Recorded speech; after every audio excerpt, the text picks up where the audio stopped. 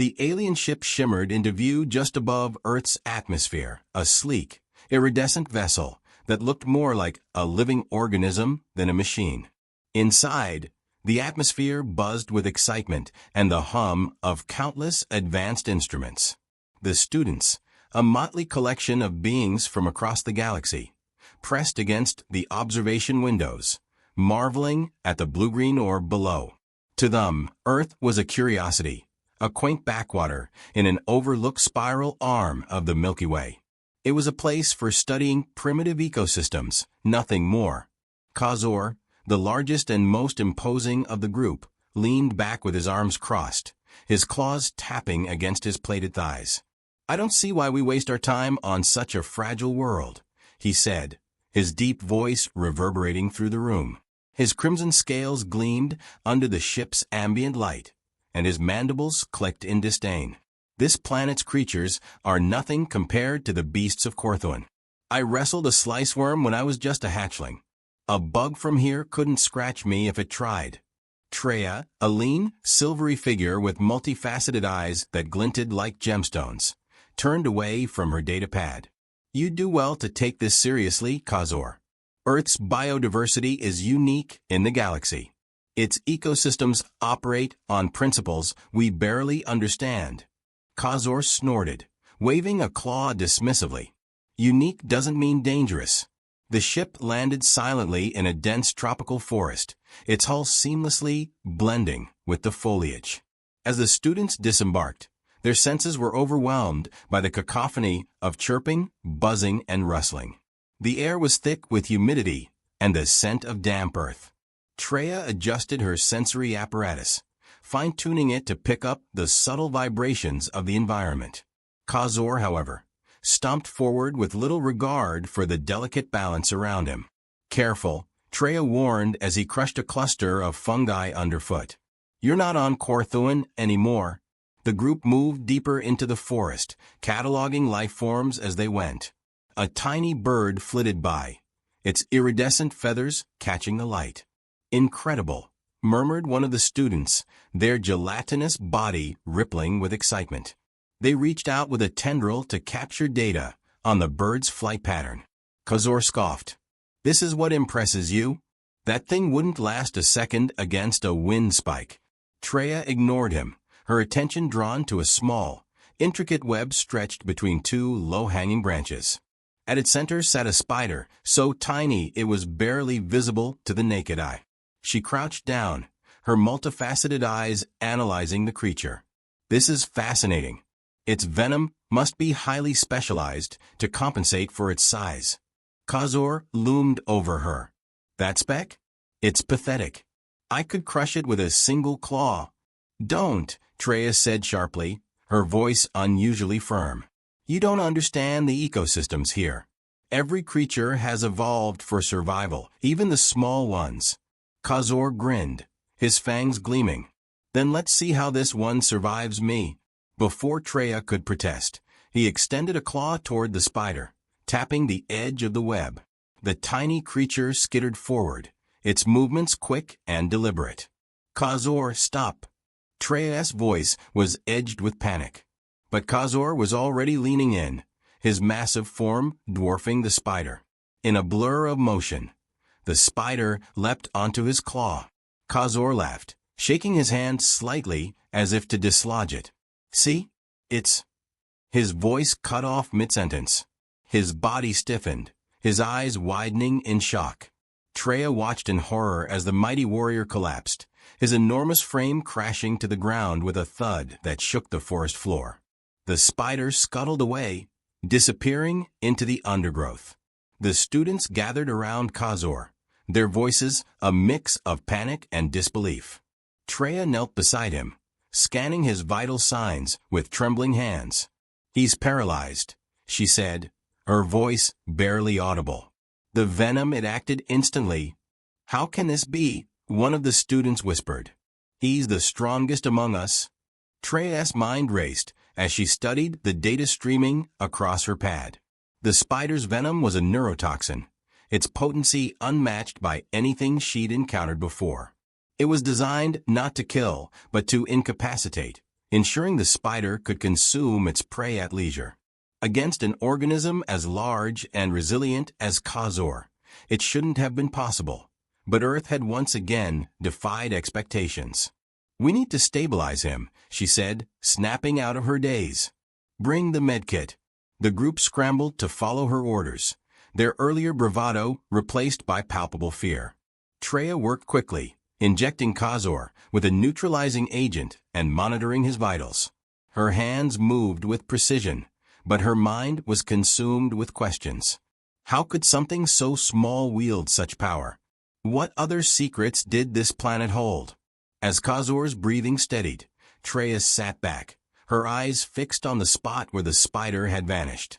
For the first time since their arrival, she felt a twinge of unease. Earth was no primitive backwater. It was a world of hidden dangers, where even the smallest creatures could bring the mightiest to their knees. Khazor's eyes flickered open, his gaze unfocused. He tried to speak, but his mandibles barely moved. Treya placed a hand on his shoulder. "Stay still. You'll recover. But it'll take time." His eyes met hers, and for a moment, there was no trace of the arrogance that had defined him. In its place was something far more profound: humility. The group fell silent, the weight of the moment settling over them. The forest around them continued its ceaseless chatter, oblivious to the drama that had unfolded. Treya stood, her resolve hardening. They had come to Earth to study, but it was clear now that they had much to learn, not just about the planet, but about themselves. As the students prepared to move Khazor back to the ship, Treya glanced once more at the forest. Somewhere out there, the spider carried on, unaware of the chaos it had caused. It was a reminder that strength didn't always come in the form of size or power. Sometimes, the smallest things had the greatest impact. The ship's medical bay was a flurry of activity as Khazor lay motionless on a diagnostic platform, his towering form oddly vulnerable under the gentle glow of alien instruments. The group huddled around him, their expressions ranging from concern to disbelief. Treya worked methodically, her multifaceted eyes darting between readings on her data pad and the glowing lines of Khazor's life signs projected above his chest. "How could something so small do this?" one student murmured, their gelatinous body quivering with unease. Treya didn't look up. "The venom's composition is astonishing. It targets the nervous system with precision, overriding even Khazor's resilience. It's not just potent, it's elegant in its design." Khazor's chest rose and fell steadily, his breaths shallow but rhythmic. Though his paralysis persisted, the neutralizing agent had stabilized his vitals. For all his bravado, his formidable biology was no match for the spider's evolutionary mastery. Another student, a crystalline entity whose body shimmered with shifting light, hovered nervously. "Should we call for extraction? If the creatures here can do this, we may not be safe." Treya shook her head. "Panicking won't help. This isn't a matter of brute force or even advanced technology. It's about understanding.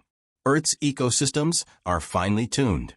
That spider's venom evolved to overcome prey far larger than itself. It's not about strength, it's about adaptation."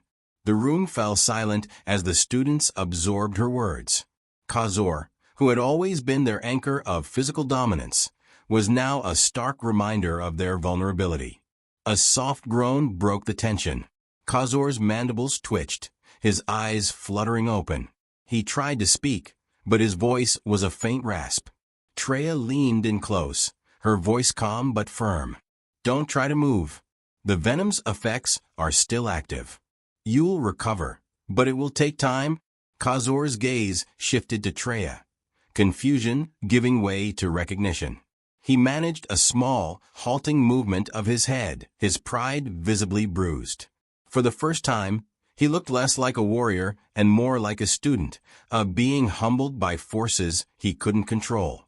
"You were lucky," Treya continued. "If that venom had acted even a fraction faster, we might not have been able to save you." Khazor's mandibles clicked faintly, a gesture of acknowledgement. He seemed to struggle with words before finally managing. "The spider, it's gone," Treya said. "Back into the forest, where it belongs." The crystalline student spoke up hesitantly. "If creatures like that exist here, what else might be out there? What if we're not prepared?" Treya straightened, her posture commanding despite her smaller stature. "That's the lesson we should take from this. Every organism here has evolved to survive in its niche. Size doesn't determine strength. Adaptability does." She turned to the group, her voice growing firmer. "This planet isn't dangerous because of its predators or its scale. It's dangerous because we underestimate it." As the students nodded in somber agreement, Treya returned to her analysis. The venom's molecular structure was unlike anything she'd studied, a cocktail of proteins and enzymes designed to paralyze instantly. It was a masterpiece of biological engineering, crafted not by a lab but by millions of years of evolution. "What do we tell the academy?" one student asked, their voice tinged with both awe and fear. "We tell the truth," Treya replied. "That Earth isn't just a curiosity. It's a crucible of life, where even the smallest creatures can challenge the greatest warriors." Khazor's mandibles twitched again, a weak but defiant gesture. His voice, though faint, carried a note of determination. "I underestimated it." Treya's gaze softened as she placed a hand on his massive shoulder. "We all did." The discussion shifted to the implications of their findings. If a spider could incapacitate a warrior like Khazor, what might the rest of Earth's fauna be capable of? The students began recounting their earlier observations. The precision of an ant colony's movements, the deadly accuracy of a mantis strike, the startling coordination of a flock of birds. Each seemed trivial in isolation, but together they painted a picture of a world that thrived on complexity and subtlety. Khazor, regaining more control of his voice, managed to speak again. "We mocked this world, thought it weak." He paused, gathering his strength. "But it's us who are unprepared." Treya nodded, her expression thoughtful. "This isn't about weakness or strength, Khazor. It's about perspective. We came here thinking we were superior, but Earth has shown us that even the smallest things can wield unimaginable power." The ship hummed softly as its systems maintained their artificial ecosystem. Outside, the forest remained undisturbed, its creatures carrying on oblivious to the drama unfolding aboard the alien vessel. Treya couldn't help but feel a newfound respect for the world they'd landed on. She turned to the group, her voice steady but charged with conviction. "We need to change how we approach this study. This isn't just about cataloging species or analyzing data. It's about understanding the intricate balance of life on Earth and what it can teach us. Because if we don't, we might not survive it." The students exchanged uneasy glances, but nodded in agreement. Even Khazor, the embodiment of brute force, seemed to accept this shift in perspective. As the group dispersed to continue their work, Treya lingered by Khazor's side, her gaze drifting toward the forest visible through the ship's window.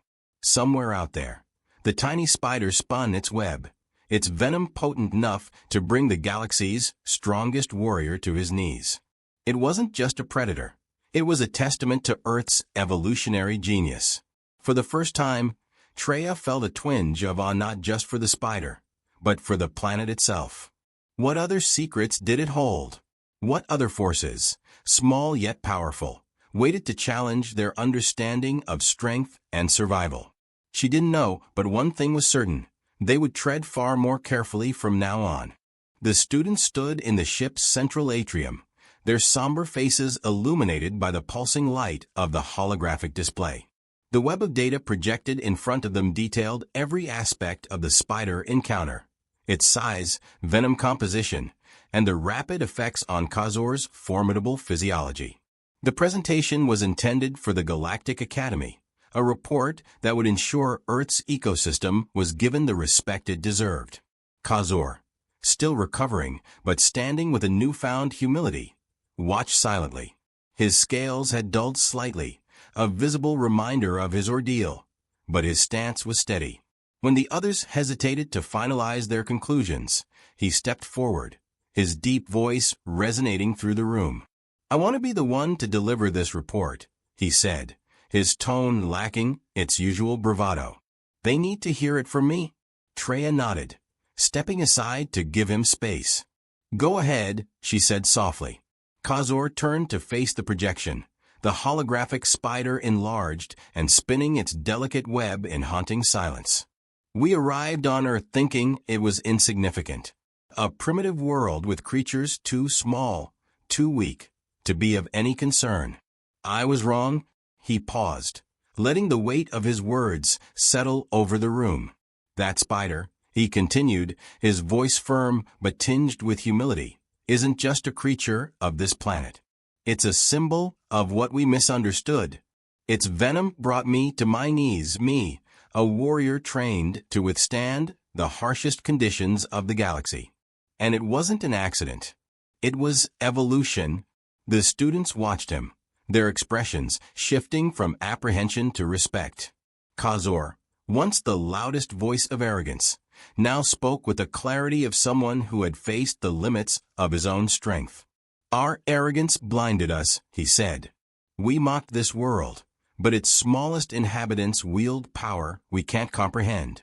We must rethink everything, our classifications, our assumptions, and our approach to understanding ecosystems like Earth's. This is no primitive backwater. It's a crucible of life." The display flickered, shifting to a simulation of the spider's venom interacting with alien physiology. The intricate dance of molecules paralyzing nerve signals played out in mesmerizing detail. The group murmured in awe as Treya stepped forward to provide further explanation. "The venom operates with surgical precision," she said. "It's not brute force, it's efficiency. It's not designed to kill outright, but to disable, ensuring the spider can handle prey far larger than itself. It's this kind of evolutionary adaptation that makes Earth's ecosystem so unique and so dangerous." Kazor looked at the simulation, his mandibles twitching slightly. "It's humbling," he admitted. "We're used to strength being a measure of size or power. But here strength comes in many forms, sometimes so small you don't see it until it's too late." As the report was finalized, the ship's communications officer prepared the data for transmission to the Galactic Academy. The report would not only elevate the spider to galactic fame, but also serve as a warning. Earth was a world that demanded respect.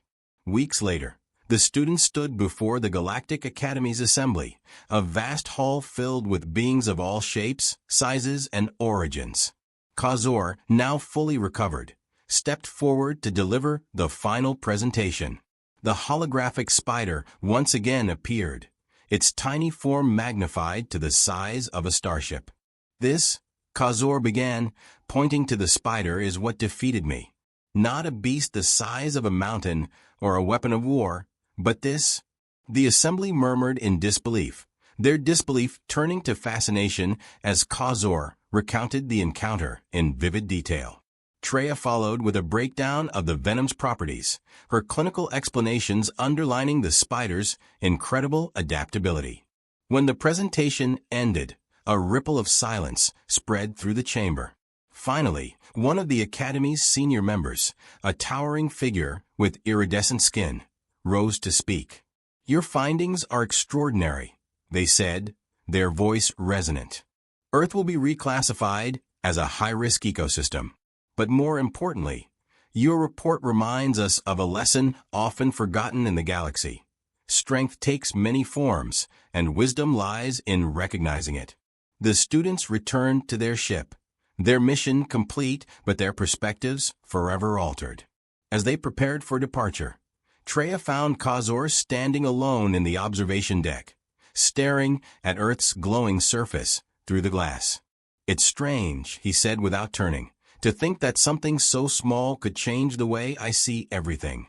Treya joined him, her reflective eyes fixed on the planet below. "The galaxy is vast, but it's the small things that shape it. Earth just reminded us of that." Kazor nodded slowly. When I return to Corthuan, I'll tell them about this, about what I learned. They won't believe it, but I'll make them understand. You'll do more than that, Treya said with a faint smile. You'll carry this lesson with you into every challenge you face. And so will we. As the ship ascended into the stars, Earth grew smaller in the viewport, its vibrant colors fading into the infinite blackness of space. Somewhere in the dense forest below, the spider continued spinning its web, oblivious to the havoc it had caused and the galactic fame it had earned. Khazor watched the planet shrink to a pinprick of light, his expression thoughtful. Earth, he murmured. It's not the strongest world, but it might be the wisest. Treya placed a hand on his arm. It's not about the size of the challenge, Khazor. It's about how you face it. As the ship vanished into the void, carrying its humbled passengers and their newfound respect for the small but mighty forces of the universe, Earth remained behind, a silent, unassuming testament to the power of adaptation and the lessons it could teach to even the most advanced beings among the stars.